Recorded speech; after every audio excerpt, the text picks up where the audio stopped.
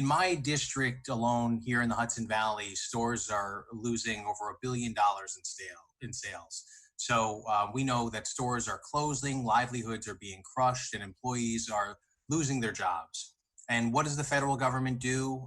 What we've heard from our panelists today, not very much for New Yorkers. Our economy, as many of us know, is completely dependent on our small businesses. 98% of the businesses in our state are fewer than 100 employees. More than a third of them are less than 5 years old, meaning that there's little money in the bank to help keep them afloat during this really hard time. And the PPP was created, but then New York got shortchanged. Only 6% of PPP available came to New York. And much of that money was siphoned off to large publicly traded corporations. Now there's a new round of funding through the PPP, and still there's very little guidance. So, forgive me, and I know my colleagues share this frustration, but we're not going to sit idly by and wait for the federal government. We have to take action, and that's really why we're here today. So first, I have a few questions, and as Natasha mentioned, when small businesses close temporarily and employees are laid off, something called the experience rating suffers, which means that hikes to their unemployment insurance rates would be incurred.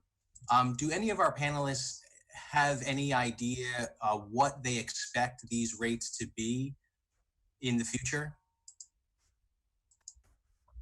I don't know an exact, but if I furloughed 6 people, I'm very concerned because so I opened up this location of Whisk in 2018. My rating at that time was, I think, 3.625%.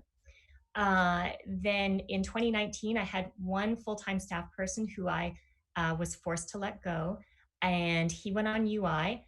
My first quarter payment, which I had to pay 2 weeks ago, amidst all of this, right? There was no, I was not allowed to delay this payment. I would face penalties. So I had to make the payment of over $4,000, which for a small business shop, barely open, is very meaningful.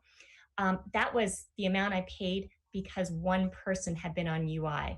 So adjusted for my experience rating of 3.6, it was a huge amount of money. So to think about 6 people now being furloughed, it stands to reason that it could be well over $10,000 a quarter. Yeah, I'll follow up that, Ms. Ma. I have not even thought about that, to be honest. And that's I think the point. The point here is there are so many pitfalls to this whole thing. We are losing revenue, like incredible amounts of revenue by the day. We are having to furlough our staff. We are having to make drastic decisions that no business owner wants to make. And on top of that, we have additional concerns that we're trying to it's like plugging the dam every day, of things and pitfalls that we have to keep in mind. So I don't know the exact number either, to be honest. We have folks that handle that in my establishment, but I will say that it's just another thing that this has really created, and that's why I think back to the point of all of us, if we can make this easier, more simple for people to understand, if we could have more forgiveness, if the amortization, if there is forgiveness, or if there's not forgiveness in it, that could be longer. 8 weeks is a certainly tight time frame. All of those things need to be considered, so we can just go back to operating our business and taking care of our people. Well, yeah, I think you're absolutely right. And that's why I really appreciate Natasha bringing that up. And that's why we're having this hearing today, to really bring to light some of these things that really have not been brought out into the daylight.